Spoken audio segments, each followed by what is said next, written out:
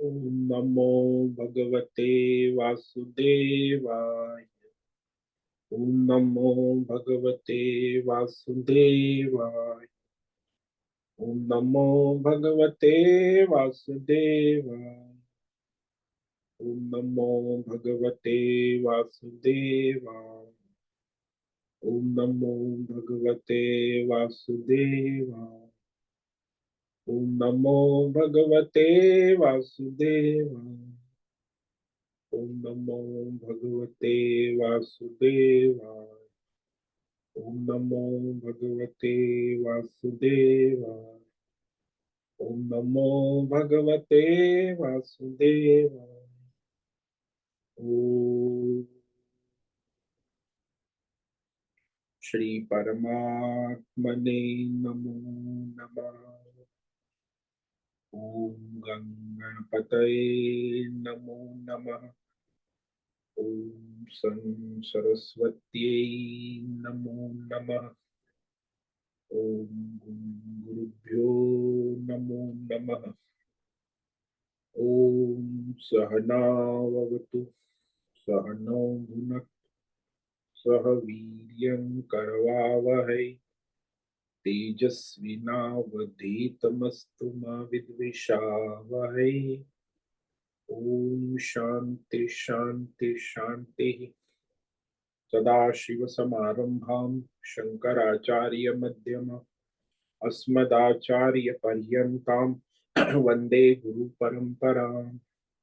ॐ पार्थाय प्रतिबोधितां भगवता नारायणेन स्वयं व्यासेन ग्रथितां पुराणं मध्ये महाभारत अद्वैतामृतवर्षिणीं भगवतीम् अष्टादशाध्यायिनीम् अम्ब त्वामनुसन्दधामि भगवद्गीते भवद्वेषिणीम् वसुदेवसुतं देवं कंसचाणूरमर्दनं देवकी परमानन्दं कृष्णं वन्दे जगद्गुरुं। नमस्ते परमं ब्रह्म सच्चिदानन्दरूप निर्गुणाय नमस्तुभ्यं ओंकाराय नमो नमः। सर्वे दुर्गाणि तरन्तु सर्वे भद्राणि पश्यन्तु सर्वे सद्बुद्धिमाप्नोतु सर्वे सर्वत्र नंद। ओम तत्सत। ओम ओम ओम। आप सभी ऑनलाइन नेटवर्क पर उपस्थित भगवत गीता श्रवण साधकों को ऋषिकेश से हमारा आज प्रातः का अभिवादन अभिनंदन अभिवंदन। हरि ओम हरि ओम हरि ओम। हम सबको आज का यह दिव्य दिन तन मन धन जन देश काल विषय वस्तु परिस्थिति अवस्थाएं अध्यात्म भौतिक दैविक क्षेत्र व्यष्टि समष्टि सभी अपने अपने पूर्व में अनंत जन्मों में किए हुए संचित पाप पुण्य धर्म अधर्म मिश्र कर्म के पके हुए फल स्वरूप वर्तमान में आज सभी को अपने अपने प्रारब्ध अनुसार परमेश्वरी अचिंत्य योग माया के माध्यम से प्रसाद स्वरूप में प्राप्त हुआ है। अतः आज का यह दिव्य दिन परमार्थ हेतु निष्काम सेवा यज्ञ देव यज्ञ ऋषि यज्ञ पितृ यज्ञ मानवता यज्ञ भूत प्राणी यज्ञ सात्विक दान शारीरिक वाचिक मानसी तप निष्काम कर्म योग ध्यान योग भक्ति योग ज्ञान योग साधना स्वाध्याय वेद शास्त्रों का अध्ययन अध्यापन उपासना आराधना के लिए समर्पित करे और करवावे। अत्यंत दुर्लभ मनुष्य जीवन को परमार्थ हेतु सार्थक करे और करवावे। आज विक्रम संवत 2081 पौष मास कृष्ण पक्ष की द्वादशी तिथि है। ये सायं 8:54 तक, उसके बाद त्रयोदशी लग जाती है। आज है ज्येष्ठा नक्षत्र, सुबह 8:25 तक है। उसके बाद मूल नक्षत्र लग जाता है। आज है रविवार, सूर्य देव की आराधना उपासना का दिन है और यहाँ शिशिर ऋतु चल रही है। रात्रि का न्यूनतम तापमान 8 डिग्री रहा है और दिन का अधिकतम तापमान 24 डिग्री। वायु की गति 5-6 किलोमीटर प्रति घंटा चल रही है। ईस्वी सन 2025 26 जनवरी 2025 20 मतलब प्रजासत्ताक दिन आज भारत का। और यह सुबह के 6:45 बज चुके हैं। कलयुग का प्रथम चरण 5125वां वर्ष 7वां वैवस्वत मनवंतर श्वेत वराह कल्प ब्रह्मा जी का 26वां दिन और 51वां वर्ष चल रहा है। तो ऐसे अनंत कोटि ब्रह्मांडीय परमेश्वरी अचिंत्य योग माया में हमारा यह एक ब्रह्मांड, इस ब्रह्मांड में ये पृथ्वी लोक में समुद्र के ऊपर जम्बू द्वीप में विश्व का एकमात्र वैदिक राष्ट्र भारत में उत्तर हिमालय प्रांत में उत्तराखंड राज्य टिहरी जिले में हिमालयन शिवालिक पर्वतमाला के अंतर्गत मणिकूट पर्वत के ऊपर नीलकंठ महादेव के सामने ऋषिकेश नगरी में मुनि की रेती प्रांत में शीशम जाड़ी अवधूत बाड़ा आश्रम के सी ब्लॉक के पहले माले से 5 नंबर कमरे से गंगा किनारे से हम स्वामी उत्तमानंद सरस्वती भगवद गीता के आचार्य शिष्य स्वामी चिन्मयानंद सरस्वती महाराज चिन्मय मिश्र कैवल्याद्वैत वेद व्यास भगवदपाद शंकराचार्य की श्रृंगेरी संन्यास परंपरा से शिक्षित दीक्षित सनातन वैदिक भारतीय हिंदू धर्म अनुसार संपूर्ण भगवद गीता ज्ञान यज्ञ ऑनलाइन चैतन्यमय जीवंत लाइव प्रसारण के अंतर्गत जूम एवं यूट्यूब व्याख्यान माला में अध्याय 10 के साप्ताहिक सत्संग करेंगे।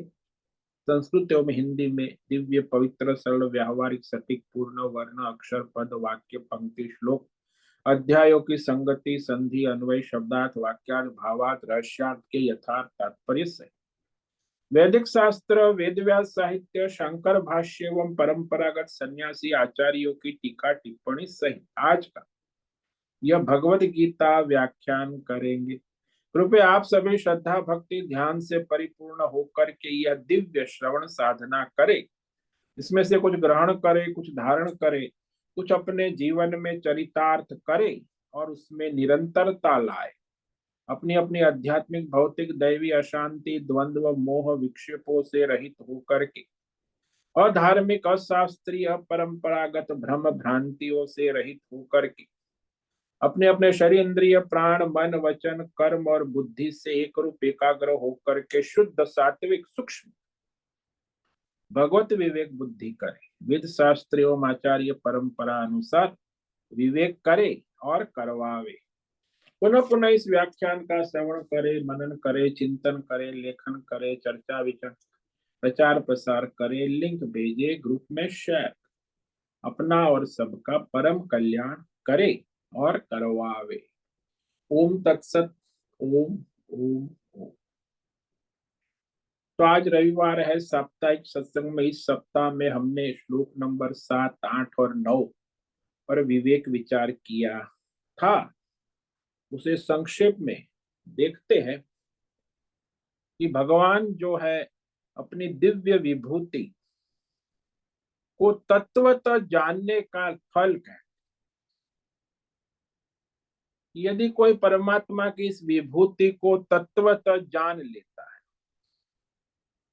तो फिर कुछ जानने योग्य शेष नहीं रहता।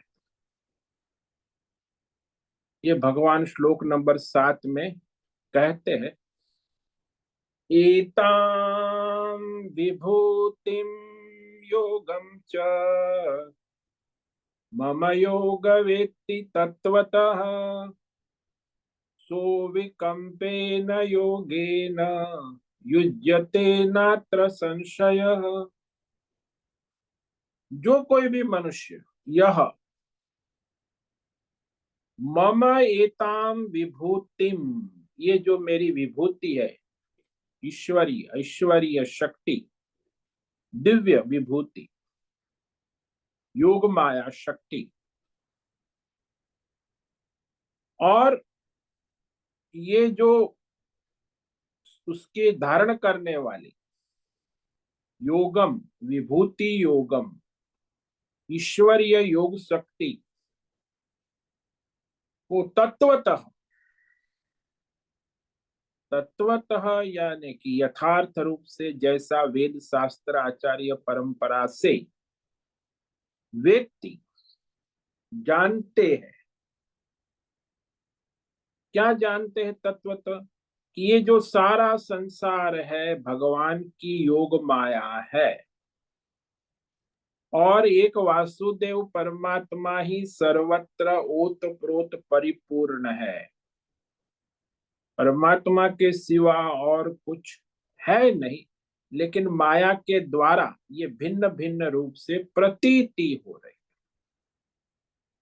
तो सृष्टि स्थिति लय प्रवेश नियमन निग्रह अनुग्रह सारा सृष्टि का खेल जो है ना, वो परमात्मा से ही है और परमात्मा रूप है।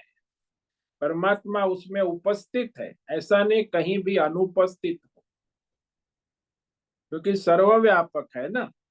इसलिए उनकी व्यापकता सारे देश काल विषय भौतिक अध्यात्म देव सभी पदार्थों में व्यापक रूप से उपलब्ध है। तो इस प्रकार जिसने परमात्मा की सर्वव्यापकता का ज्ञान प्राप्त कर लिया, अनुभूति प्राप्त, यथार्थ, सह अविकम्पेन योगेन युज्यते। अविकम्पेन यानी एकत्व अनन्य भक्ति योग से युक्त हो जाते हैं, कि भगवान के सिवा और कुछ है ही नहीं। अनन्य भक्ति, सब भगवान है, भगवान के सिवा और कुछ है ही नहीं। अविकम्पेन योगेन,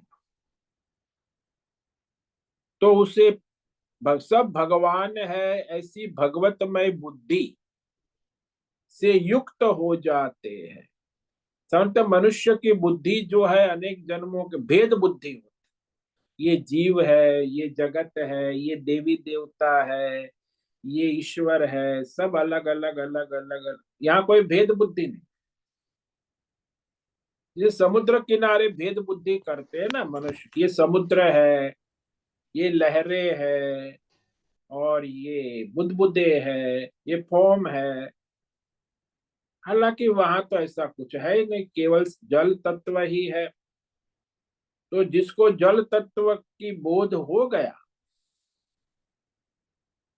वैसे ही जिसे परमात्मा तत्व का यथार्थ बोध हो गया, तो उसके लिए जीव जगत ईश्वर देवी देवता कोई भेद नहीं रहता,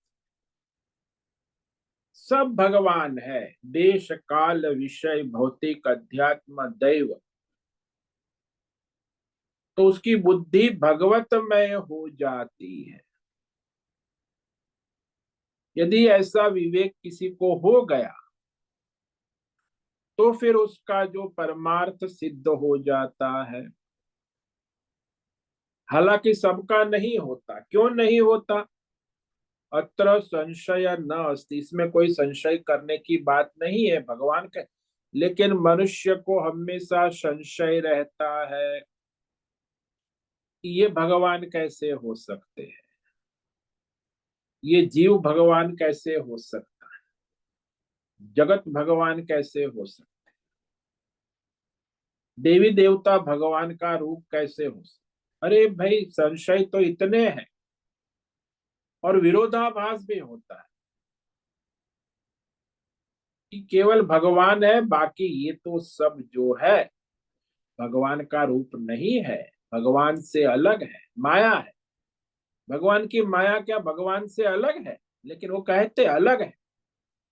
तो जो लोग द्वैतवादी होते हैं, वो हमेशा भगवान जीव जगत ईश्वर में विरोधाभास करते, कि जीव परमात्मा का अंश है, जगत परमात्मा ने बनाया है, देवी देवता को परमात्मा बनाकर चला रहे हैं, सब भिन्न भिन्न कार्य परमात्मा कर रहे, सब जगह भिन्न भिन्न है। तो विरोधाभास, भेद, द्वंद्व रहता है उनको, कि जीव कभी परमात्मा हो ही नहीं सकता, वो तो अंश है परमात्मा का, परमात्मा का स्वरूप कैसे हो सकता है। तो इस तरह सब चर्चाएं संसार में, जो द्वैतवादी है, ये इस्लाम ईसाई जैन बौद्ध सब, अनेक प्रकार के संशय, विपर्य, भेद, भ्रम, विरोधाभास। हाँ, तो परमात्मा नहीं बात कर रहे हैं, लेकिन सब विरोधाभास, भेद भ्रम है, अनेक संशयों से संलिप्त है। इसीलिए परमात्मा के तत्व का बोध नहीं होता। जिसको ये अनन्य बोध हो गया कि ये जगत नहीं, परमात्मा ही है, सर्वात्म भाव, एकत्व पूर्ण ज्ञान हो गया कि सब एक ही है, और उसकी बुद्धि स्थिर हो गई, अचल, भगवत बुद्धि, और उस तरह वह भगवान में स्थिर हो जाए। पहले अनिश्चयात्मक बुद्धि होती है अज्ञान अवस्था में, लेकिन ज्ञान अवस्था में दृढ़ निश्चयात्मक बुद्धि, अविकम्पे न योगे न, भगवान के सिवा और कुछ है ही। तो यह अनन्य, अचल, स्थिर बुद्धि को कहते अविकम्पेन। और जब तक विकम्प यानी क्या, ये संशय होना, विपर्य होना, विरोधाभास होना, ये सब विकम्प है। अविकम्पेन योग यानी कोई निश्चलता, अचलता होनी, बुद्धि में स्थिरता होना। तो इस तरह जिसकी बुद्धि स्थिर हो गई, कैसे हो गई? बोले श्रद्धा भक्ति से युक्त। आचार्य परंपरा, वेद शास्त्र और आचार्य परंपरा में श्रद्धा भक्ति से युक्त, स्वानुभूति पूर्ण, तीनों आवश्यक है।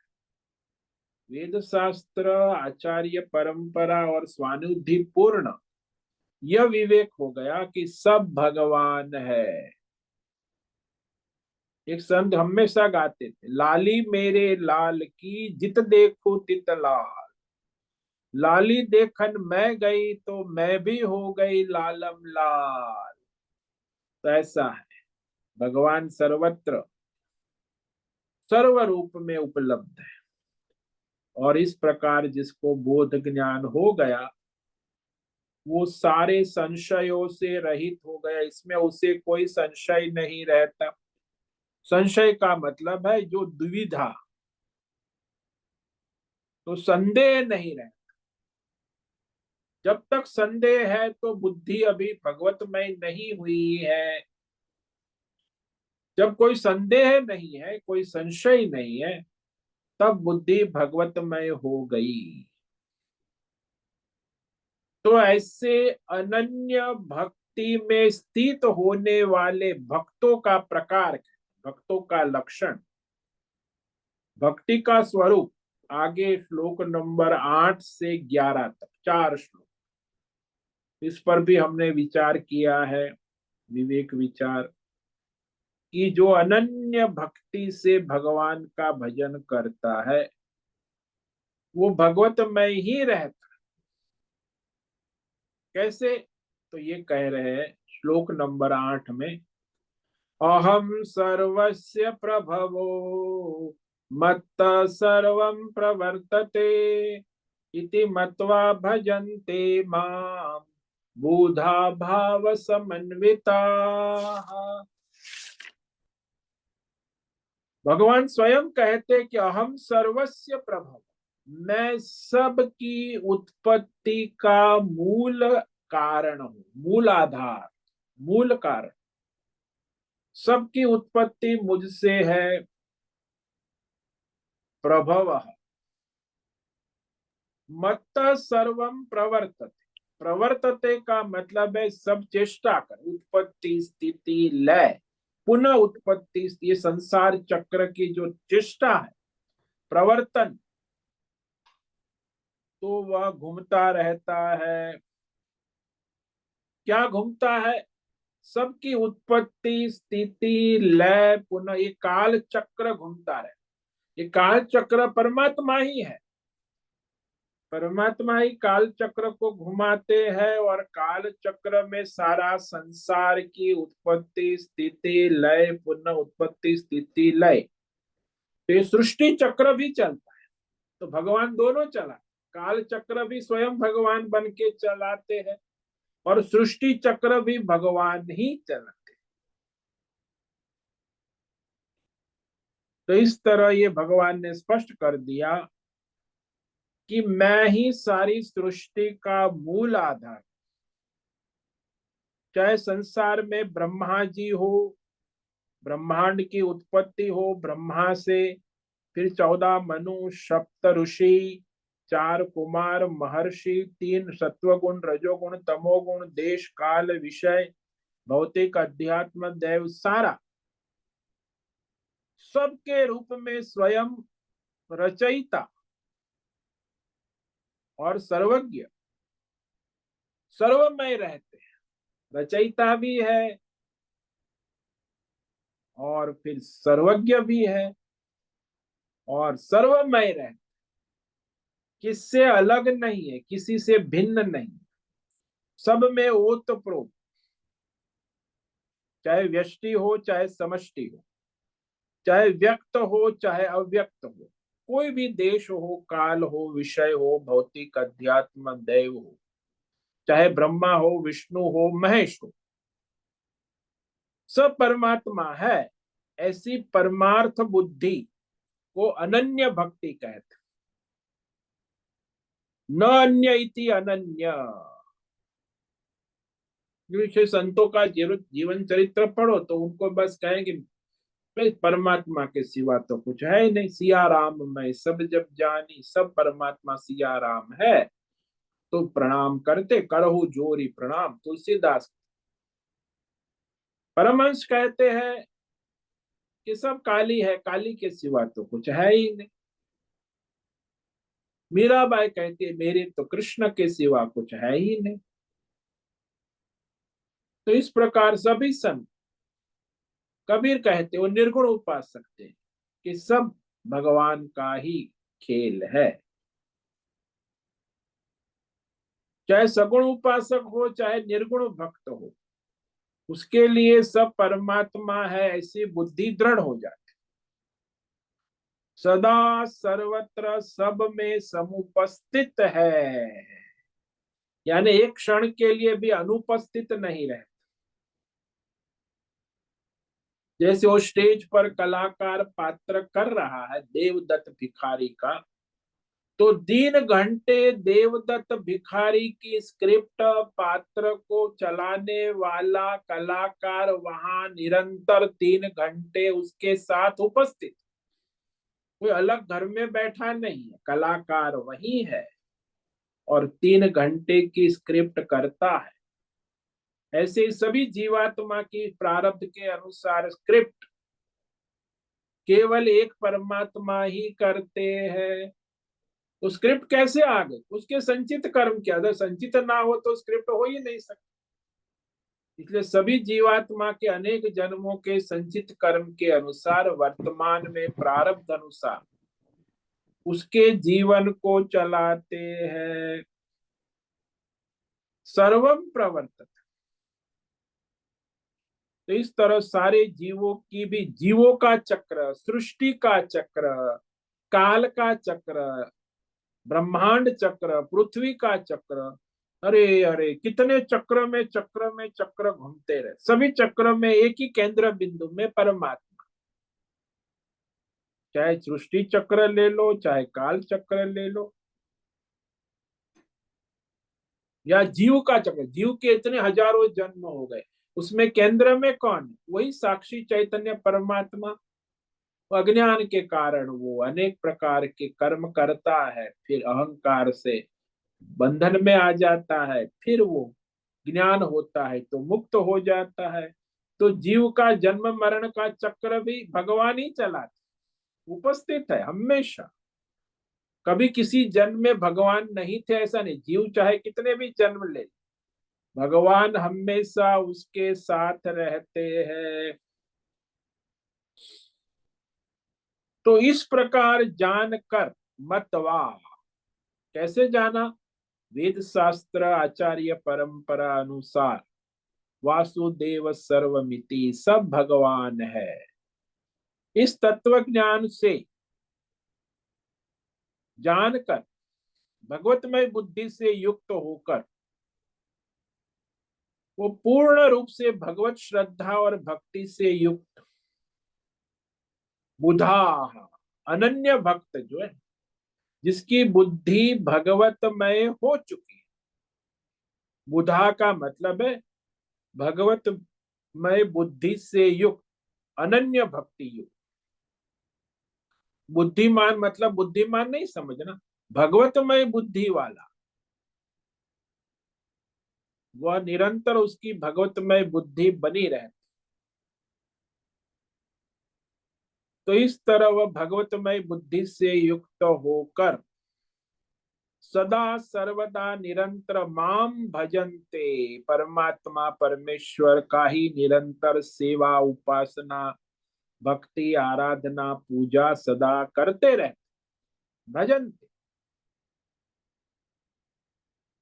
तो इस तरह जिसकी भगवतमय बुद्धि हो गई,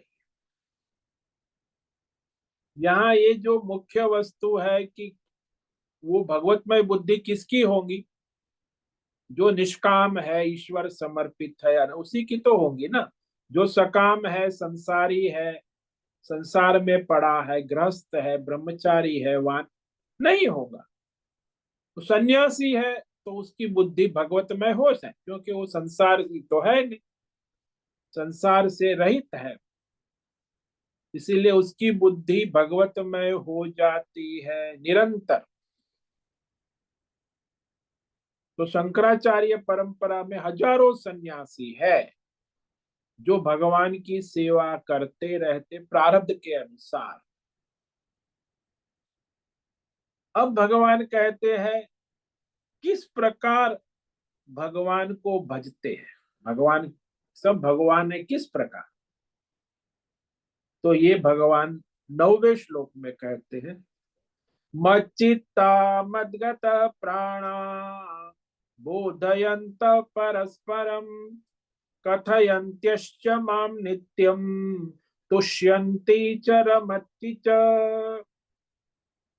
मच्चित्ता, जिसका अंतकरण संपूर्ण रूप से भगवतमय, मई चेता इसी मच्चित्ता।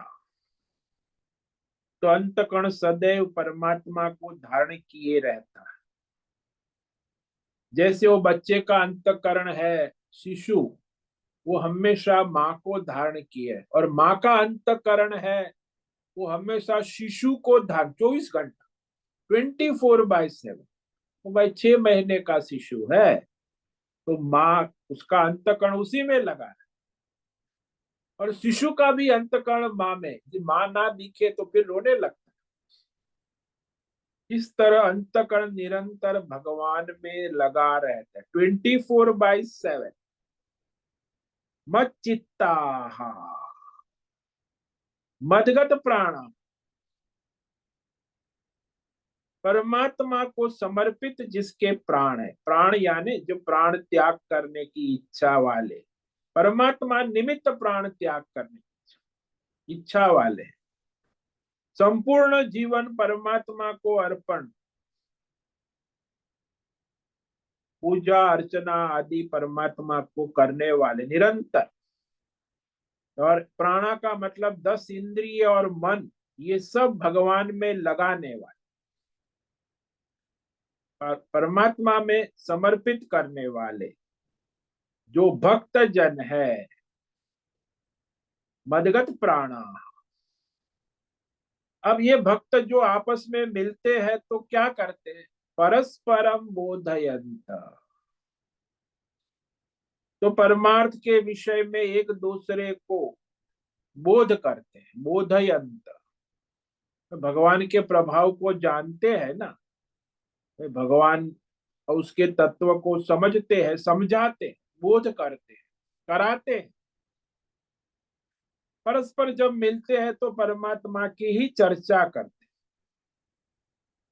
परमार्थ के सिवा उनके पास और कोई विषय है ही नहीं, क्योंकि भगवान के भक्त है। बोधयंत च कथयंत, केवल बोधन नहीं करते,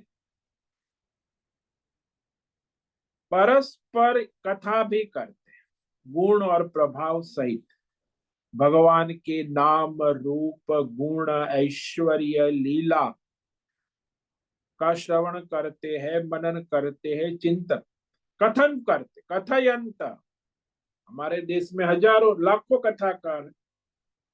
कुंभ मेले में अभी हजारों कथाकार इकट्ठा, कथा चल रही है, हजारों कथा चल रही है। अभी कुंभ मेला चलेगा तो सारी वहां मेले का मुख्य प्रयोजन ही ये है, कथयंत, भगवान की कथा सुनना और सुनाना। और बस भोजन करना, टेंट में सो जाना और अपना भगवान का भजन करना, कथयंत। तो ये कथा कैसे करते हैं? नित्यम तुष्यंति, करते हैं तब उनका क्या होता है? निरंतर संतुष्ट होते हैं, संतोष को प्राप्त होते, खुश होते हैं, प्रसन्न होते हैं। सततम, नित्यम का मतलब है सदा सर्वत्र, 24 घंटे, प्रतिदिन भगवान की लीला कथा सुनने और सुनाने में मस्त रहते हैं। और इस तरह वह संतुष्ट, संतुष्य, तुष्यंती, सबसे बड़ा संतोष है भगवतमय हो जाना। और संतोषाद अनुत्तमम सुखम लाभ, जिसको संतोष है उसे ही सर्वश्रेष्ठ सुख परम लाभ है। असंतोषी मनुष्य कभी संसार में सुखी नहीं रह सकता। संतुष्टि मनुष्य संसार में कहीं भी सुख से रहता है।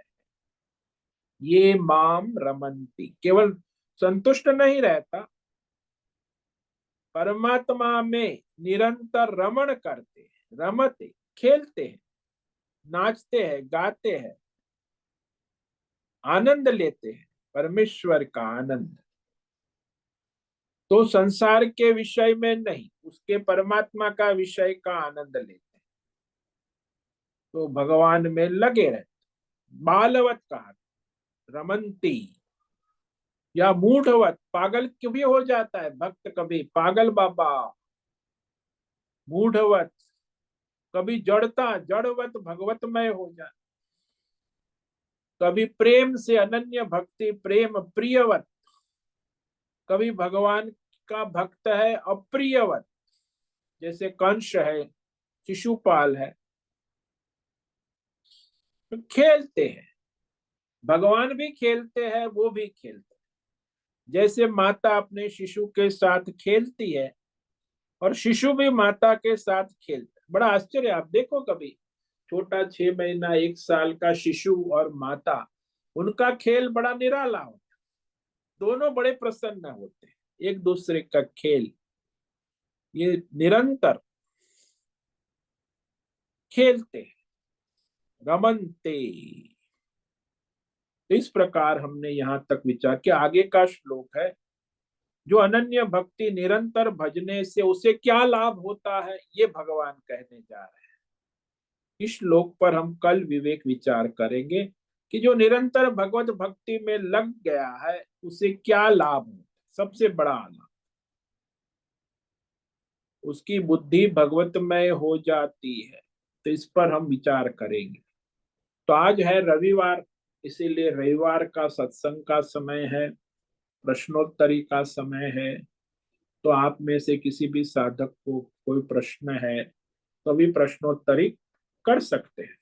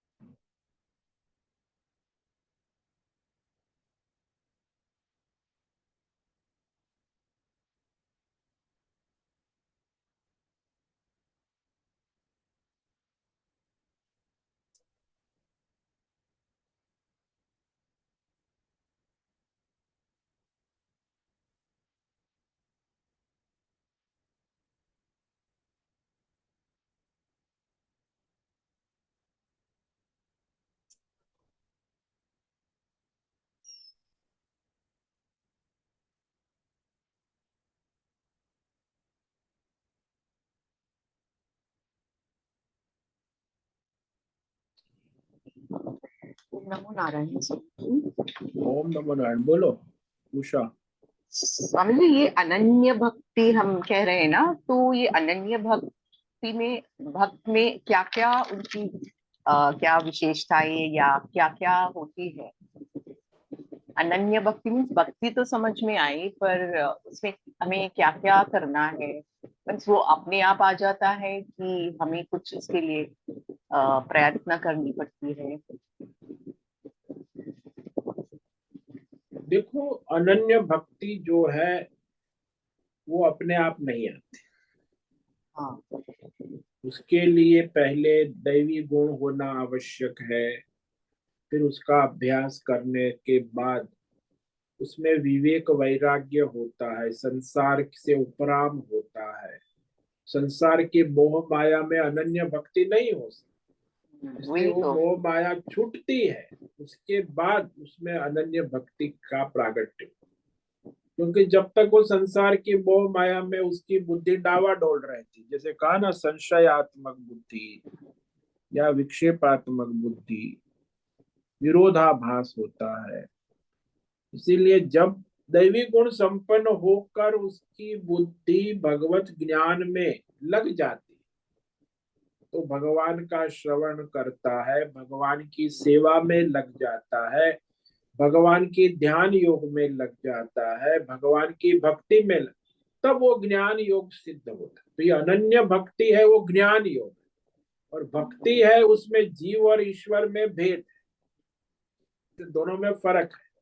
एक भक्ति है, वो भक्ति है, उसमें जीव और ईश्वर का भेद है। जीव अंश है, ईश्वर सर्वेश्वर है। लेकिन अनन्य भक्ति में तो जीव और ईश्वर का एकत्व हो गया, ज्ञान योग। हाँ, वही मुझे करना था, मतलब भक्ति और अनन्य भक्ति में बहुत फर्क है। अनन्य हाँ। भक्ति जो है वो ज्ञान योग है, भगवतमय हो चुके हैं। और भक्ति में तो भी वो भगवान की भक्ति आराधना कर रहा है, दैवी गुण है, सेवा करता है, ध्यान करता है, अपना स्वधर्म करता है, भगवान को समर्पित करता है, पूजा करता है, उपासना करता है, आराधना करता है। तो ये तो भक्त है, वो भगवान को अपने से अलग मानता है। मैं भक्त हूं, वो भगवान है, यानी उसमें भेद है। तो भगवान के और जीव के भेद के कारण वो भक्त है, लेकिन अनन्य भक्त नहीं। वहां एकत्व हो जाता है, तब अनन्य भक्त हो जाता है। पहले तो भक्ति होती है, शुरुआत तो ऐसे ही होती है जैसे प्रेमी प्रेमिका लोग होते हैं, आप सब फिल्मी स्टोरी सुनते रहते। तो पहले तो वो एक दूसरे को जानते हैं, फिर एक दूसरे के प्रति प्रेम भाव प्रकट करते हैं। तो धीरे धीरे फिर वो अलग होते हैं, अपना भिन्न अन्य भाव से प्रेम होता है उनका। अन्य फिर बाद में जब वो एकत्व हो जाता है तो अनन्य, तो उनका प्रेम पूर्ण हो जाता है, दोनों एक हो जाते। पहले दो थे, फिर एक हो गए। तो अभी पहले प्रेमी प्रेमिका थे, अब पति पत्नी हो गए। तो पति पत्नी हो गए तो पहले दो थे, अभी एक हो गए, अभी अनन्य हो कि दोनों एकत्व को प्राप्त हो चुके। ऐसा ही है भगवान के प्रति, शुरुआत में तो ये सब अन्य भक्ति ही होती है, द्वैत भक्ति जिसको कहते। तो उसके बाद एकत्व हो जाता है, तब फिर दूसरा भगवान के सिवा, फिर मीरा है, कबीर है, तुलसी है, उस स्थिति इनकी अनन्य भक्ति मानी जाती है। जैसे मीराबाई है, तुलसीदास है, रामकृष्ण परमहंस है, शंकराचार्य है, इनकी सबकी अनन्य भक्ति हो, उसमें कोई भेद नहीं रहा। बाकी साधकों में भेद रहता है कि मैं साधक हूँ, मैं भक्त हूँ, मैं भगवान की सेवा कर रहा हूँ और भगवान मुझ पर अनुग्रह कृपा कर रहे हैं, मैं भगवान का हूँ, भगवान मेरे है। तो वहां द्वैत है। और अनन्य में अद्वैत एकत्व है, कोई द्वैत दूसरा नहीं। तो ऐसा ये दोनों में फर्क है। जैसे आप दृष्टांत मैं बार बार देता हूं ना, कि माता और शिशु में द्वैत नहीं होता। शिशु माता से जुड़ा हुआ है, माता शिशु से अनन्य भक्ति। हाँ, वही शिशु जब बड़ा हो जाता है 6, 10, 12, 15 साल का, तो फिर अन्यता हो जाए, फिर माँ भी कह अरे तू तेरा काम कर, तू अलग है, तू मेरी बात सुनता नहीं। तो शिशु था तब तक माँ का और शिशु का एकत्व था, लेकिन अब तो भाई बड़ा हो गया, कॉलेज में अपने फ्रेंड सर्कल, तो माँ को गिनता भी नहीं, तो फिर वो उसकी भेद बुद्धि हो जाती। तो यहाँ यही है, जब तक अहंकार है, अज्ञान है, तब तक अनन्य भक्ति नहीं हो सकती। इसलिए उसे मिटाने के लिए ही ये कर्म योग, ध्यान योग, भक्ति योग, दैवी गुण को लाना होगा, तब जाके वो अनन्य भक्ति योग सिद्ध हो। तो ये जो साधना है तब। हाँ। स्टेप्स है ना, मतलब ये स्टेप्स से ही हाँ, हम स्टेप्स है, पहले तो आपको दैवी गुण लाने होंगे। जब आप में दैवी गुण आएंगे, सात्विकता आएगी, तो फिर आप कर्म योग करेंगे, हाँ, ईश्वर को समर्पित भाव से अपना स्वधर्म करेंगे। जब अपना स्वधर्म करेंगे तो आपके अंदर मन एकाग्र होगा, शुद्ध होगा, तो फिर भगवान का ध्यान लगेगा। ध्यान करेंगे तो एकाग्रता से फिर भक्ति का प्रागट्य होगा, तो आप द्वैत भक्ति करेंगे। पहले अनन्य भक्ति नहीं होती, पहले तो जीव और ईश्वर अलग है ऐसी भक्ति, और फिर उस भक्ति का परिणाम ये होगा, ज्ञान हो गया तो अनन्य भक्ति हो जाए, तो फिर वो उसके अंदर योग्यता बन गई है, वो भाई विवेक है, वैराग्य है, संयम आ गया है, और फिर ज्ञान है, श्रवण किया है, ज्ञान आचार्य परंपरा वेद शास्त्र, तो श्रवण करने से उसकी बुद्धि भगवतमय हो जाती, श्रवण मनन चिंतन करने से। तो इस तरह क्रम है, डायरेक्ट तो कोई अनन्य भक्त नहीं हो सकता। इसलिए बहुत जन्मों के पिछले जन्म जाने शंकराचार्य है, उसका 8 साल में अनन्य भक्ति हो गई, तो उसका पिछले जन्मों का संचित है। मीराबाई की अनन्य भक्ति, तो ऐसा एक जन्म में अभी उसके पिछले जन्म का संचित है। तुलसीदास की अनन्य भक्ति हो गई, तो उसका पिछले जन्म का आगे सब साधना हो चुकी। तो इस तरह सभी भक्तों की एक जन्म में कुछ नहीं होता, पिछले करके आए हैं, तो इस जन्म में उनकी डायरेक्ट अनन्य भक्ति में स्थिति बन जाती। तो कहीं तो भी साधक को उसे अपनी योग्यता देखनी आवश्यक है, कि मैं क्या कर रहा हूँ, मेरा लक्ष्य क्या है, और मैं अभी जो करना है उसे ठीक से करूं, चाहे दैवी गुण को अभ्यास करूं, धर्म का पालन करूं। लेकिन धर्म से तो परमार्थ होता नहीं, पुण्य होता है। तो धर्म कैसे निष्काम ईश्वर के लिए करो, तो फिर वो परमार्थ होता है। देखो धर्म में भी ऐसा है, धर्म में जो अपनी कामना वाला है, इच्छा से करता है, सकाम है, तो वो परमार्थी नहीं, वो तो पाप पुण्य के चक्कर में घूमेगा, है धर्मात्मा। लेकिन जो धर्मात्मा ईश्वर को समर्पित होकर अपना धर्म कर्म करता ईश्वर के लिए, तो परमार्थी हो। तो धर्म में भी दो गति अलग अलग है, सकाम धर्मात्मा और निष्काम धर्मात्मा।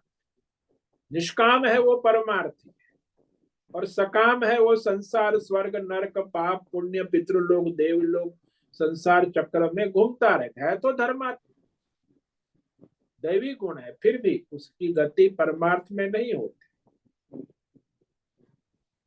इसीलिए एंट्रेंस तो यही है कि भगवान को समर्पित होके निष्काम बने और अपना स्वधर्म ईश्वर को समर्पित करे, तब जाके आगे बने।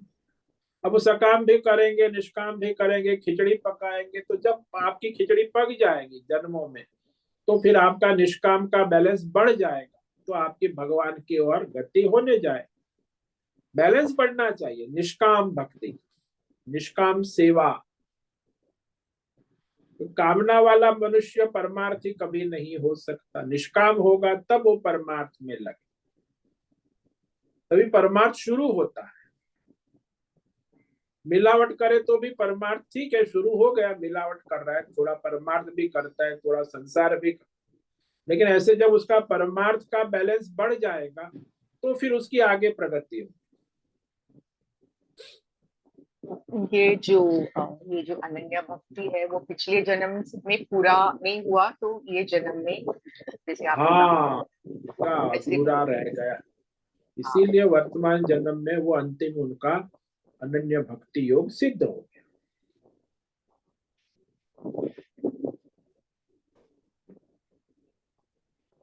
अनन्य भक्ति योग के बाद तो कोई जन्म संभव ही नहीं है ना, फिर तो भगवतमय हो गए, मुक्त हो गए।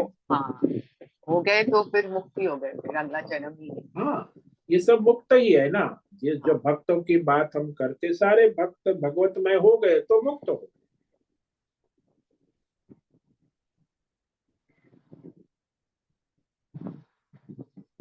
बहुत बहुत धन्यवाद स्वामी जी।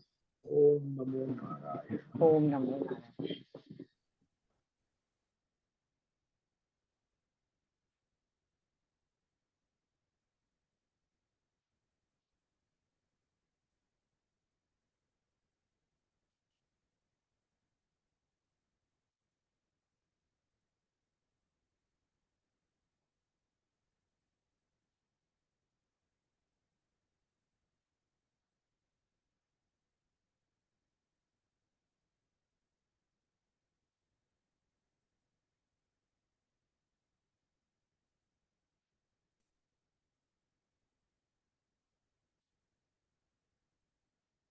अभी समय है प्रश्नोत्तरी का, किसी साधक को कोई प्रश्न है अभी कर सकते।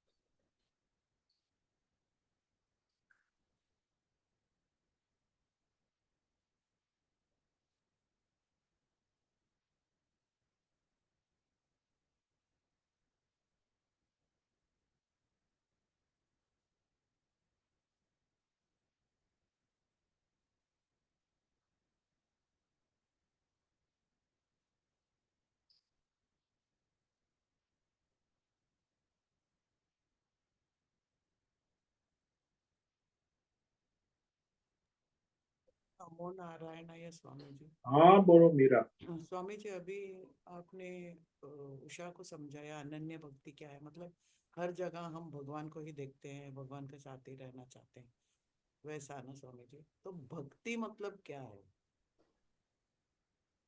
भक्ति का मतलब ये होता है भज, यानी भगवान का भजन, भगवान की सेवा, हम्म, भगवान से जुड़ना। तो मतलब अभी भक्ति हम का लोग। मतलब ही सीधा ये होता है हाँ, कि हाँ, जो मनुष्य भगवान को समर्पित है वो भक्त है, उसी में बस भक्ति होती है। जो भक्त नहीं है उसमें भक्ति कहाँ से आएगी। समर्पण का लेवल बहुत अलग है अनन्य भक्ति से। हाँ वो अलग है, अनन्य भक्ति तो पूर्ण एकत्व हो चुका है, वहां तो मतलब दूसरा है वही ही नहीं, रियलिटी भगवान है। ही है। जैसे मीराबाई थी तो सिर्फ कृष्णा ही थे उस हर बात में, हाँ, खाने में पीने में और सब। दूसरा कोई था ही नहीं, वो खुद भी नहीं थी। वो खुद भी नहीं थी, हाँ। लेकिन अभी हाँ समझो एक स्वयं। इंसान धर्म के हिसाब से रहता है, सच्चा है, स्टेय है, सब कुछ है, और 1 घंटा कुछ पूजा भजन सब करता है, फिर अपना जगह अपना काम में लग जाता है, स्वधर्म ही करता है। तो वो भक्ति नहीं है स्वामी जी। नहीं, वो भक्ति है, उसकी 1 घंटा पार्ट टाइम है, उसकी जब भक्ति बढ़ेगी तो वो 1 घंटा तो भगवान की पूजा पाठ भजन करता है, बाद में वो सकाम करने लगता है, अपनी दुकानदारी, परिवार, धंधा, व्यापार। हम्म, हाँ। तो वहां भी उसकी यदि निष्काम बुद्धि है तो वो निष्कामता से उसकी भक्ति होती है, सकाम से भक्ति नहीं होती। भक्ति में मतलब निष्कामता होना आवश्यक हम लोग जो कुछ करते हैं जरा स्टॉप करके देखना, ये मैं क्यों कर रही हूँ। सकाम है। हाँ, करूंगी, किसके लिए कर रहे हो, क्यों कर निष्काम रहे हो, करूँ, किसके हाँ। लिए कर रहे हो। हम्म, परमात्मा के लिए कर रहे हो, परमार्थ के लिए कर रहे हो, कि अपनी कामना वासना संसार भोग के लिए कर रहे हो, हम्म, किसके लिए कर रहे हो। ये सब भाग दौड़ आपा पाती आप सुबह से शाम लगे हैं, किसके लिए। हम्म, ये सब भगवान का है, भगवान के लिए कर रहे हो कि मेरा है, मेरी जिम्मेदारी है, मेरा कर्तव्य है, मैं नहीं करूंगा तो कौन करेगा, ऐसे कर रहे हो अहंकार से। दुनिया के लिए मतलब अपना फैमिली और अपना सो कॉल्ड हाँ, बिजनेस। मैं, मेरी फैमिली, मेरा परिवार, मेरी जिम्मेदारी, तो वो सब अहंकार से अरे भाई, भगवान चला रहा है, आप क्यों इतना बोझा लेकर घूम रहे हो। लेकिन वो भगवान को समर्पित नहीं है ना, अहंकार है ना। हम्म। तो अहंकार कभी भगवान को समर्पित नहीं, समर्पित हो गया तो फिर अहंकार नहीं रहता। तो ऐसा है। तो स्वामी जी समझो एक पत्नी है, माँ है, तो वो स्वधर्म, वो समझती है कि खाना पकाना मेरा स्वधर्म है। हाँ जी। हाँ, तो फिर मतलब ये सोचना है कि भगवान ने मुझे ये काम दिया इसलिए कर रही हूँ, ऐसा हाँ, सोचना भगवान है। की सेवा है, ये अच्छा। सब भगवान का है। खाना भी खाने भी भगवान भगवान का ने। है और जो खाने वाला है वो भी सब भगवान के है। भगवान को ही मैं सेवा कर रहा हूँ। तो, स्वधर्म यानी तो अपने लिए नहीं, भगवान के लिए ही, भगवान का दिया हुआ, ऐसा है क्या? हाँ, वो भगवत में भाव से करोगे तब भक्ति होगी ना। हम्म ये सब भगवान है, जैसे आप रोटी सब्जी दाल चावल है वो भी भगवान है। हम्म। तो पकाने वाला भी भगवान है, पकने हाँ। वाला भी भगवान है, खाने वाला भी भगवान, पचाने वाला भी भगवान। तो हम्म। सारा भगवान है, तो भगवत भाव बनाए रखो। तो मतलब स्वामी जी, पकवान पकाते हैं भगवान, तो मतलब इरादा पत्नी ने करना चाहिए पकाने का, और फिर भगवान पकाते हैं, कि कैसा है स्वामी जी? समझो उस लेट ही रही कि खाना नहीं पकाती हूँ, तो भगवान कैसे पकाएंगे? नहीं, वो भगवान ही प्रेरणा देते हैं तब पकता है, वो हम्म अपने आप नहीं पकता है। हम्म। नहीं पकाएंगी तो अपने आप खाना नहीं पकेगा। पकाने वाला भी भगवान है, पकने वाले भी भगवान। हाँ, तो स्वधर्म थोड़ा सा, पकाते ही भगवान है तो मैं नहीं पकाऊंगी, ये नहीं बोलना है, भगवान ने बोला है वो कि भी बाकी तो भगवान तुम की करते इच्छा हो है। ठीक जैसा है। भगवान आज एकादशी व्रत है, आज भोजन नहीं पकाएंगे, तो भाई एकादशी का व्रत है, हाँ। तो ये भी भगवान की सेवा है। फिर आज द्वादशी है तो भोजन द्वादशी का विशेष होता है, तो वो भी भगवान की सेवा है। हम्म। पकाना भी भगवान की सेवा है, न पकाना भी भगवान की सेवा और मैं नहीं पकाऊंगी, भगवान को ही पकाने दो, ऐसे ऐसे है। वो तो बोलने से अज्ञान, वो तो एकदम अहंकार है। वो अहंकार है, अहंकार है, अहंकार। अज्ञान। अच्छा, हाँ। वो तो जड़ता आ गई। अहंकार, भगवान है तो करने दो, मैं क्यों करूंगी। हम्म। अरे हम्म। भाई, आपका स्वधर्म है, आप कर रहे हो, भगवान ही तो आपके द्वारा सब प्रकट कर रहे हैं। हम्म। और तो भगवान। स्वधर्म से पलायनवाद हो गया कि मैं नहीं हाँ। पकाओगी, भगवान देखते बड़े भगवान है तो उसको पकाने दो। हाँ, भगवान तो ये पकाते बोलते हैं ना, तो मैं नहीं पकाती हूँ, ऐसा। वो अहंकार, वो अज्ञान है। वो अज्ञान है, एकदम एक हाई लेवल का अज्ञान है। हाँ तो मतलब ये मेरा भगवान का दिया हुआ काम है, ये मैं किस भाव से, समर्पित भाव से मैं करती हूँ। हाँ, कोई भी भगवान को समर्पित भाव से भगवान की सेवा है। मेरा तेरा अपना पराया ये सब नहीं होना चाहिए, भगवान का है। जो भी भगवान ने प्रारब्ध दिया है, प्रारब्ध के अनुसार, प्रारब्ध तो भगवान ही तो देते हैं ना। हाँ। आपके संचित कर्मों से लाकर ये प्रारब्ध, यानी आपको ये जो शरीर मिला, संसार मिला, ये सब आपका प्रारब्ध है। हम्म। तो भगवान की सेवा में लगाओ, भगवान ने दिया है, भगवान का है। भगवान भी हमारे थ्रू ही कर्म करते हैं, मतलब जीव को क्या संचालित क्या करते हैं? हाँ, जीव के प्रारब्ध के प्रवृत्ति अनुसार प्रवृत्ति। वो प्रारब्ध भी निर्माण करते हैं और उसे प्रेरणा करते हैं कि भाई ईश्वर को हम्म समर्पित भाव से करो। नहीं तो फिर वो अपना प्रारब्ध है वो सकाम करेगा तो फिर वो अपनी कामना में चला जाए। निष्काम करेगा तो ईश्वर के लिए करेगा, तो वहां उसका संचित कर्म भस्म होगा। हम्म कामना ये नहीं है तो भगवत भक्ति हो जाए। यहाँ सकाम करेगा तो उसका संचित कर्म और बढ़ेगा। कामना वाला है, कामना से उसका कर्म और हम्म फल का चक्र बढ़ेगा। हम्म कर्म की बुद्धि क्या है, उस समय वो भगवत बुद्धि से करता है कि कामना बुद्धि से। हम्म कामना बुद्धि तो कामना के क्षेत्र में चला जाए, भगवत बुद्धि से करता है तो भगवत भक्ति में चला जाए। कर्म तो वही रहेगा, कर्म थोड़ी बदलेगा। यानी किस इंटेंशन से करते हैं वो हाँ, रहता है। आपकी बुद्धि किस इंटेंशन से काम करे, आपका क्या निश्चय हाँ, है, मैं क्या आपका करूँ? क्या संकल्प है, आपकी बुद्धि क्या कर रही है। हम्म सकाम निश्चय कर रही है कि निष्काम, कि मैं भगवान को समर्पित हूँ कि मैं अपनी कामना से समर्पित हूँ, अपने लिए कर रही हूँ कि भगवान के लिए। अहंकार से कर रहे हैं कि मैं पकाती हूँ तो ये लोग सब खाते हैं, ये अहंकार नहीं होना चाहिए। ये तो अहंकार अज्ञान है ना, फिर वो तो अज्ञान। सकाम हो जाएगा। हम्म वो निष्काम नहीं होगा, निष्काम में अहंकार नहीं होगा, तभी निष्काम होगा। हम्म कामना वाला अहंकारी होता है तभी कामना होगी। अज्ञान से अहंकार, अहंकार से कामना, कामना से कर्म, कर्म से फल, तो उस चक्कर में घूमता रहेगा। और जब और ऐसे जिसको अहंकार नहीं है ईश्वर, तो वो अपना कर्म करेगा ईश्वर के लिए, उसे कोई कामना नहीं है, तो उसका मन बुद्धि भगवान में लगे, कामना में परेशान नहीं रहेगा। कामना पूरी हो तो भी भगवान की मर्जी, कामना ना पूरी हुई तो भी कोई कामना नहीं है तो उसे कामना से क्या लेना, वो तो भगवान की सेवा में लगा है ना। और ये मैं इतना करती हूँ कोई अप्रिशिएट नहीं करता है, वही अहंकार है ना कि वो मैं। भी तो अज्ञान, अहंकारी तो है। भाई करो, आप जो भी करते हो भगवान की सेवा रूप में करो, कोई मेडल मेडल के लिए मत, वो सकाम हो गया ना, आप कामना वाले हैं। कोई अप्रिशिएट नहीं करता मतलब आप कामना वाले, आपको अप्रिशिएशन नॉन अप्रिशिएशन से क्या लेना कोई देना। फर्क नहीं पड़ना चाहिए। हाँ, आप भगवान की सेवा में लग। अच्छा। और भगवान के लिए और अपना बेस्ट एफर्ट हाँ, जो भी आपसे पुरुषार्थ हो सके प्रारब्ध के अनुसार, यहाँ वहां भटकना नहीं कि वो कर रहा है चलो मैं भी ट्राई करूं। अरे कोई कुछ कर रहा है, उससे आपका प्रारब्ध क्या है, उसी अनुसार आप पुरुषार्थ करो। आपका स्वधर्म क्या है, उसी अनुसार आपका परमार्थ। तो स्वधर्म भी अपने योग्यता के अनुसार, अपने प्रारब्ध के अनुसार कर। उसे भी लोग गड़बड़ा जाते हैं, अरे ये तो मैं करूंगा तो। अरे भाई भगवान ने आपको जो काम दिया है वो आपका स्वधर्म है, आपका प्रारब्ध है। दूसरे क्या कर रहे हैं उससे आपको क्या लेना देना।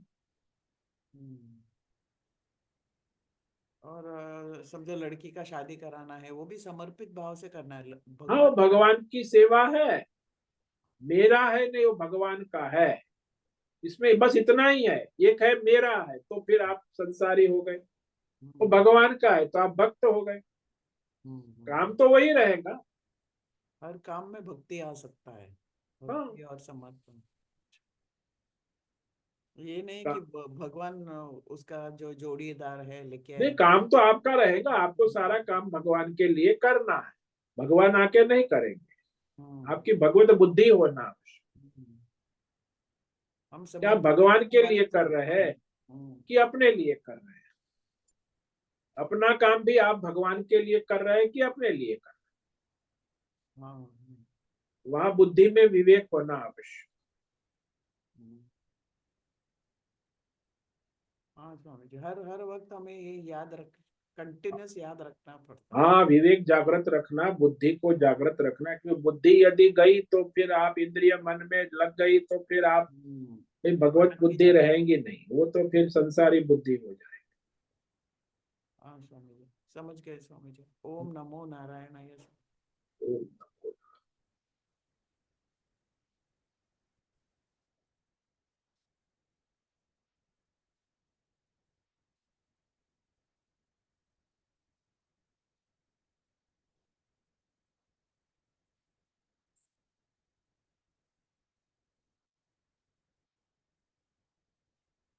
ठीक है, आज रविवार के सत्संग में उपस्थित है रूपेश पाटिल, होस्ट है, भद्रेश को होस्ट है, अनुराधा जेठे, आशा कोटक, दिनेश पटेल, हेमा कोटक, जयंती पांडा, लीलावती बड़ेकर, मीरा उच्चिल, मीनाक्षी काले, पृथ्वीराज मालव, राम सेवक, वेशा रथ, संजीवनी, श्रीरंग रानडे, सुनील ठाकुर, तुषार चौधरी, उषा मेनन, विशाल बेड़ेकर और अंजलि जोशी।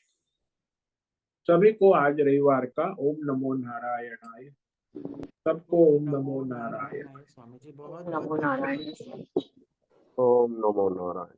ओम नमो ओम नारायण। नमो ओम नमो नारायण। नारायण स्वामी जी। ओम नमो नारायण। ओम नमो मुझसे नारायण निवेदन स्वामी है, जी। आज का सत्संग पूर्ण करें। ओम ओम नमो नमो नारायणाय। आज का ये दिव्य सत्संग हम यही पूर्ण करते हैं। सभी साधकों को ओम नमो नारायणाय। सभी साधकों को ओम नमो नारायणाय।